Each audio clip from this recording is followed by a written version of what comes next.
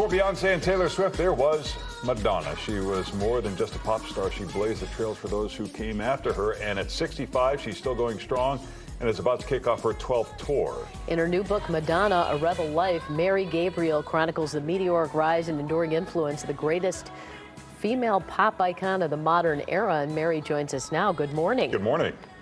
Good morning. Thank you for having me. You know, I think our generation's so familiar with Madonna that I keep thinking, what else could we learn about her since she puts everything out there? So what did you learn in the course of writing this big book? You know, it's truly amazing how much there still is to learn because she has been talking for 40 years and all the people around her have been talking. But I think one of the things I tried to do was give readers a sense of where her ideas came from, you know, what was going on around her.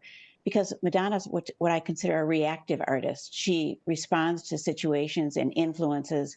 Unlike Vogue, you know, she did the ballroom scene because she saw that in New York. So I try to kind of paint a much broader picture of her life so that we understand her and her work better. I think some people perceive her to be sort of just a show person, you know, maybe a dancer, but not really a music person. You found that not to be true. Oh, absolutely. I mean, that's what's so amazing, isn't it? Since her very first album, she has been involved in the writing and production of all of her music. And so sometimes I think we think of a pop star or a pop culture figure as someone who's just almost like a product, you know, that is directed by a panel of business, entertainment industry executives.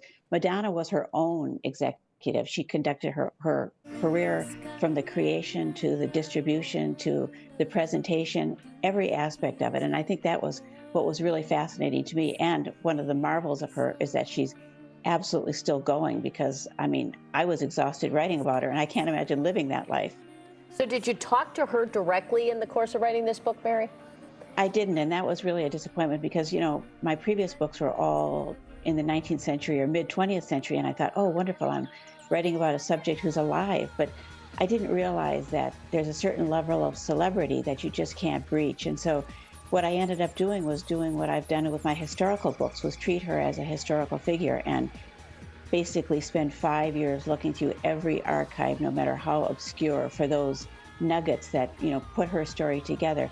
And in a way, I think it's not a bad way to do it because what Madonna in 1982 would say, in the words she would use, would be quite different than what she would say today about that time. So I think readers are allowed to hear the young Madonna talk about herself and then read her and listen to her evolve through the years, you know, but not just her work, but also her words. And I think that actually ends up being a truer picture in a way because all of our memories are faulty and, you know, we kind of telescope our memories. But of course, I would have loved to have spoken to her, and if she wants to talk now, I'd be happy to. Sure. Let's take a look at the video, the Like a Virgin video on stage where she came out in the wedding dress, and some people thought, oh boy, she did it now, her career is over. Same sort of thing with Like a Prayer when that came out, but she proved them all wrong. What did she see that other people didn't? What did she see? She's got a really preternatural kind of instinct for what's happening. And I think it's because, especially in those early days, she was really part of the street. And so she knew what young people wanted. She knew what young women wanted at that time. You know, I say that her first audience were these young girls who'd been told through the 60s and 70s that you can be like your brother, you're free, you're liberated, you're sexual. And yet the fact was they weren't. And so Madonna said, you know, okay, I am. Here's a way to do it. Look at me. And she did it in, you know, in her typical fashion, which was absolutely outrageous and bold. But in that way, she gets people's attention. So I think that she just has this instinct. Some people do, you know, good artists do. And she's proven that to be the case throughout her career. Is there one nugget you learned about her that surprised you? Oh, God, there are so many. I can't think of one, except I have to say that the thing that shocked me throughout my project and continues to is her work ethic and her courage. You know, she not only was working hard, but she was working against incredible social and cultural headwinds that said, you know, a woman should do and say what we want you to do and say.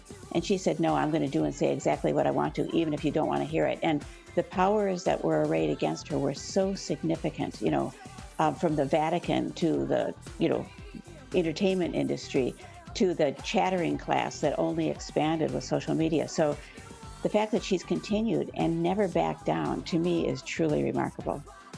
All right, well, Mary, thank you. Here's the book on your screen right now. Madonna, A Rebel Life.